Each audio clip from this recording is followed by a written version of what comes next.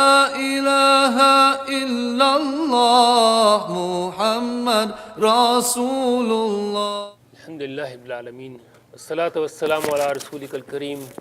Allahumma salli wa sallim wa barik ala Sayyidina Muhammad wa ala alihi wa ashabihi ajma'in. I begin by thanking Allah subhanahu wa ta'ala who has given us this opportunity in this blessed month of the Qur'an to be here this evening and look at what's going on with relation to our relationship with the Qur'an. And I also want to begin by thanking Shaykh Faraz and the Seekers Hub for this wonderful opportunity to be here this evening. When we say Ashhadu la ilaha illallah wa ashhadu anna Muhammadan Rasulullah, we realize that every fourth man, woman, and child now walking on this earth says the same thing. Every fourth person on this earth is now a Muslim, a believer in the book of Allah subhanahu wa ta'ala and in the messenger of Allah subhanahu wa ta'ala. At the same time, something extremely amazing has happened to this ummah, and that is that only about 20% of these 1.5 billion human beings can actually open the book of Allah subhanahu wa ta'ala and start reading. Just 20%. And out of that 20%, only about 10% are able to actually understand deeply what the book says. This is an amazing new development in the history of the Ummah of the beloved Prophet. It has never happened before, this seismic linguistic disconnect with the book of Allah subhanahu wa ta'ala. How did we get here? How has this great change taken place in the Ummah? Is part of history, the three wonderful, powerful, rich empires before the emergence of the modern world, the Safavids, the Mughals, and the Ottomans. They are the immediate past to the emergence of this world in which we live today. What did they do wrong? That within 2 generations, the entire Muslim world crumbled. The colonization severed the roots of scholarship, of institutions, of linguistic traditions. They took over the education system, and within 2 or 3 generations, what emerged are 57 individual states, often fighting with each other, at war with each other, and living in a state and structure and educational structure which is totally un-Islamic at all levels. As a result, we are living now in a world in which we have a dichotomy. 1/4 of humanity believes in Ashhadu la ilaha illallah wa ashhadu anna Muhammadan Rasulullah, believes in the Qur'an. 80% of them cannot read the book. Islam is the most fastest growing religion in the world. The numbers are amazing. At the same time, something else happened. Right after the Second World War, Allah subhanahu wa ta'ala opened up a whole continent, first Europe and then North America, 2 continents.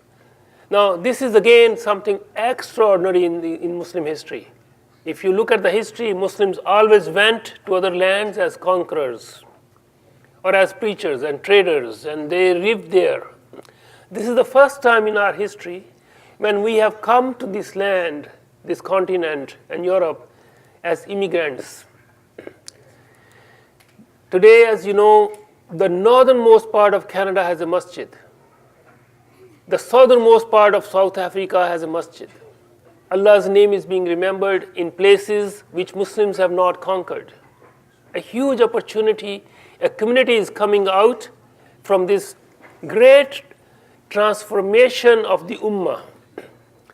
And places like this, which inshallah after we go from this world, generations would benefit from what is being established now. This is a pioneering effort, a very new dimension in our history. But what I want to focus on is this: heartbreaking, situation that we are in the Muslim world. Not only scholarship has become difficult, but living has become difficult. Our hearts break every single time we look at the news. What is happening to our brothers in Palestine? What is happening in places like Pakistan, where masajid were being bombed? The situation is very, very difficult at all levels. But the most difficulty that we face today is with respect to the Qur'an, about which I'm going to say something. But before we do that, I want to remember myself and remind all of us what our blessed Prophet ﷺ told us. In Qamat ala ahadikumul qiyamah fa yadihi fasila falyaghrisha. If you have a shoot palm in your hand and you see the Qiyamah coming, it is our obligation. There is no choice here. It's our obligation to plant that, even though we know there is no tomorrow. So we cannot be defeated. This is the strength of our belief. This is the strength of our religion. And of course, you know, the khairukum man ta'allama al-Qur'ana wa 'allamahu. Best of you are those who read and study and teach this book of Allah subhanahu wa ta'ala. There is a branch of scholarship called Encyclopedia, which the average person would think of something being the library, something that came out of Europe in the 18th century. But if you look at the Islamic scholarship, if you look at the books of Rijal, if you look at the history, like even just last year, a few months ago, a book was published by Yasin Hammam, a brother who did a PhD on the Mamluk encyclopedic tradition. Mamluk in the Mamluk era. It's a huge encyclopedia of human beings and scholars and their works. Look at Tariq Baghdad. Yani these are traditional Islamic works which are encyclopedic. And then within the tafsir tradition, look at tafsir of Imam al-Tabari, which is an encyclopedia in itself, preserving for us at the beginning of the 4th century everything that had gone before that in the tafsir tradition. Look at Al-Itqan of Imam Suyuti. These are encyclopedic works. So these are not just for the libraries and the reference sections of the libraries. These are sum total of knowledge of a given age preserved for all successive generations. Now, Encyclopedia of the Qur'an is a very special field at three levels. Number one, for the library system. All these journalists who are writing against Islam, against the Quran, against the Prophet ﷺ, they were young people at some point. They went to university and their professors said, well, write an article on the woman in Islam. Where would they go? They will go to the sources. They'll go to the reference works. What would they find there? I'll show you in a minute. That is one level. Number two, for an average Muslim, for you and me, if we believe and if we really understand the divine command to ponder and reflect on the Qur'an. We all believe the basic message of the Qur'an. We have been sent to this dunya. We live a few years of our lives here. We die. We will be resurrected. There will be Yawm al-Qiyamah, Yawm al-Hisab. We go to Jannah. We go to Jahannam. Na'uz billah. Now, this is all known. But what does it mean to reflect on the book of Allah subhanahu wa ta'ala? And that's where the heart becomes deeply rooted. I'm just before I came here this morning, I was working on the article on colors in the Quran. How many of us know how many colors have been specifically mentioned in the Quran? And in what context? What is the context of white, abiyat, aswad? What would happen on the day when the faces would turn white and faces would turn black? What does it mean? We have in the month of Ramadan, what is the prescription in the Quran about the beginning of the fast and the ending of the fast? 2 colors. Khaytul aswad and khaytul abyad. 2 colors. Why? Allah subhanahu wa ta'ala could have said something else. This greenery that we see and that is soothing to our eyes, why the green color? What is the relationship between the composition of the human being with the green color itself? And this yellow that we see, and the metaphor of the green vegetation turning into yellow, and this is the metaphor, this is the masal for the hayatul dunya, for the life of this world. Layers upon layers of meanings are present in each and every verse of the Qur'an, and they are all integrated and they are all linked to each other. How do we understand these links and connections without going deeper into the book of Allah subhanahu wa ta'ala? And that deepening happens through scholarship, hundreds of years of scholarship. So when we conceived this encyclopedia, as the brother mashallah said very clearly, this is not going to be my idea or somebody else's idea. No author in this work is presenting his or her own understanding. What we are doing is simply integrating 1400 years of scholarship on the Quran and the book of Allah subhanahu wa ta'ala in each of these 585 entries. What we do is we look at the entry and we say colors. How many colors? The 6 colors mentioned in the Quran. And then the generic colors itself, lawn. What are the contexts in which these colors are mentioned? What are the specific dimensions of these colors? What is the relationship with the basic message of the Quran through this imagery of the colors? What are the other aspects of colors in the entry on colors? For example, the colors is just a topic itself, but built into that is the concept of Qiyamah. How is that? Because this vegetation that we see today turns yellow, it crumbles. And that is the mithal, that's the mithal of Hayatul Dunya. And what happens after Hayatul Dunya? It's Hayatul Akhirah. So the conception was to provide integrated text that also connects to the other themes. So at the end of each entry are all the other concepts, persons, names, places, events of the Quran which are connected to this entry. Within the text of itself, of the entry itself, there are thematic links. This is how this was conceived. Now, it was also conceived in real time, meaning what else is there on the Quran by way of encyclopedias? What else is there in the academic world and elsewhere by way of encyclopedias? So the Brill Publications, a Jewish company, 1647, Holland, a small place in the world, in Europe. They established this company to specialize in academic works on Islam. 2 Jews, 1647. Today, Brill is a standard. Like anything published by Brill goes to every single library in Europe, in English-speaking world, and in European languages as well, increasingly. They started a project to produce the first Encyclopedia of Islam in 1913. This is their thing. And in there, they have the entry on the Quran, which they spell with K, and they say the Quran is the sacred book of the Muhammadans, contains the collective revelations of Muhammad in a form fixed by committal to writing.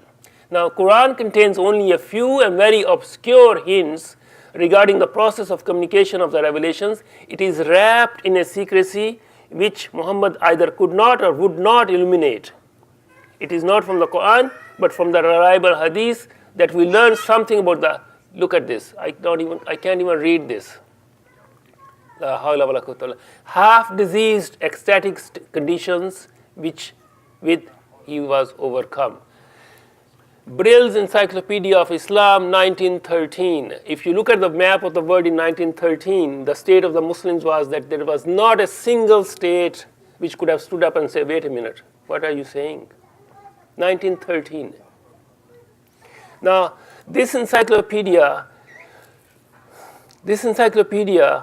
has an article on the Prophet ﷺ. The main question is, whence did Muhammad, who everywhere betrays a great receptivity for foreign matters, get his ideas?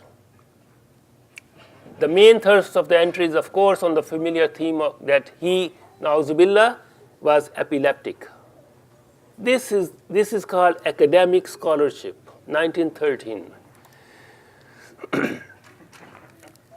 Now, they resort to scientific point of view, and they say that from time to time something went into his subconscious and he became epileptic, na'uzubillah, and he uttered these sentences. and modern psychiatry has proven this. This was the first edition of Encyclopedia of Islam. In the second edition, 1913 to 1945, they went on to produce the first edition, and then the second edition started right after the Second World War, and there they have more fasad both related to Islam and the Qur'an. Of course, all the charges we know this is from the Orientalist studies. Number one, the Prophet ﷺ was epileptic, na'uzubillah. Number two, he collected material from the Jews and the Christians and he put it together, and all the rest of it that we know. The sad thing is that they continue to produce this kind of scholarship even today. They continue to produce. So this Encyclopedia of the Qur'an, this is the only existing encyclopedia on the Qur'an in English language. EQ, with the same company. 5 volumes, 860 pages of indices, 277 authors, 638 articles. This is what they have done. They have Ahmadiyya, African literature, and Samson, and Baha'is, and Deobandis, and furniture and furnishings, grasses and baptism in the Quran. Can you imagine that?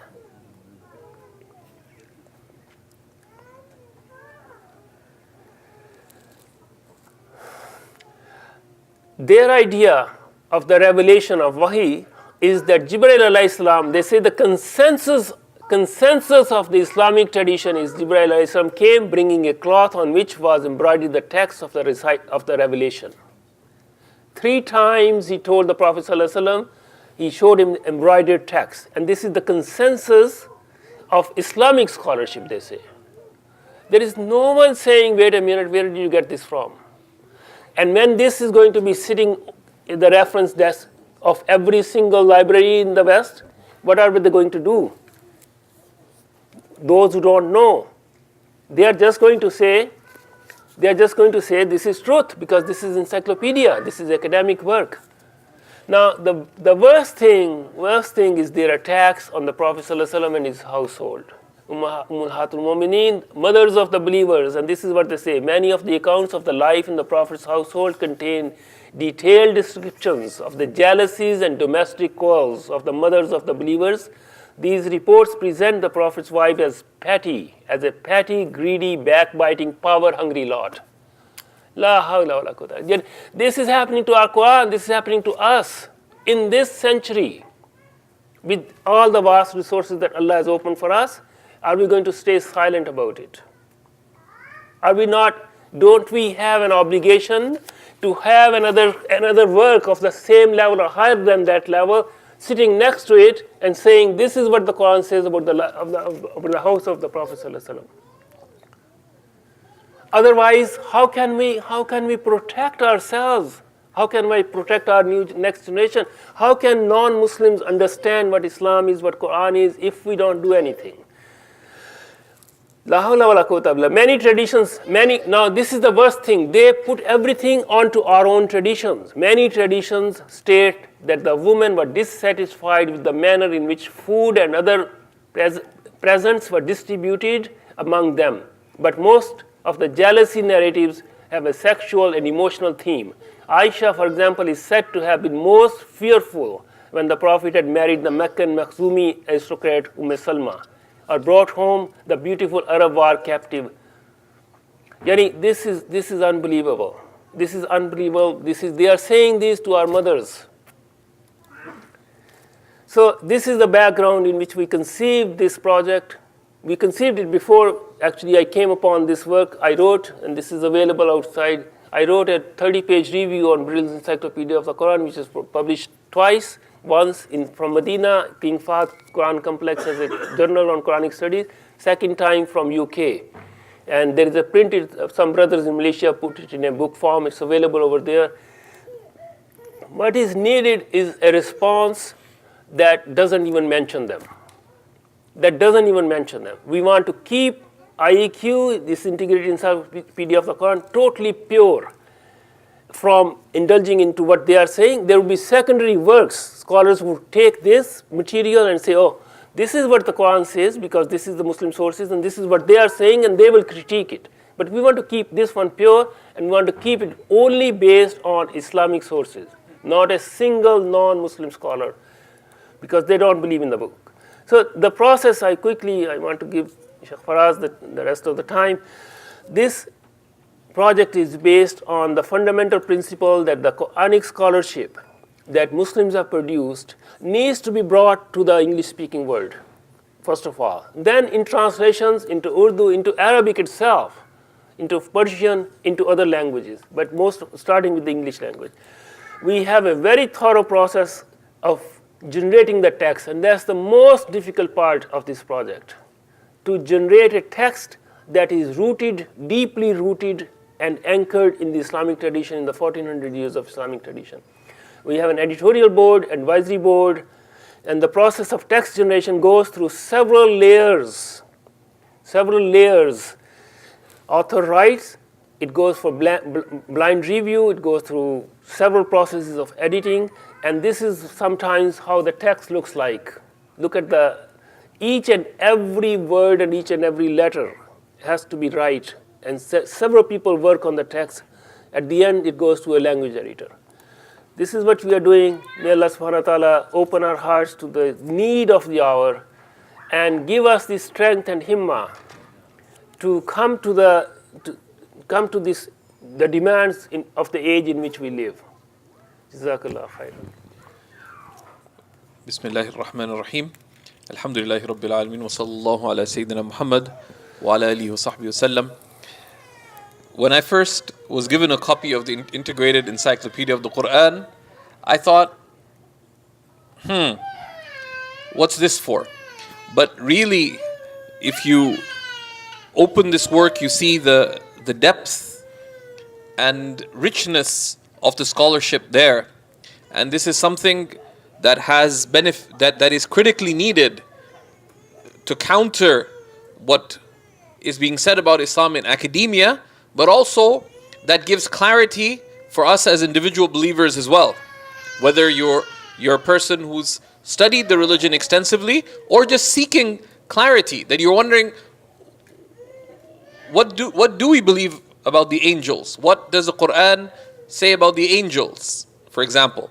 So this is a deeply beneficial work of Muslim scholars in very clear, powerful language, and with that, you know that you can trust the scholarship that is there, because it's not mixed with interesting Orientalist and other ideas. So this project is one of those critical projects in our ummah that, you know, we've had an institutional breakdown, as Dr. Muzaffar presented.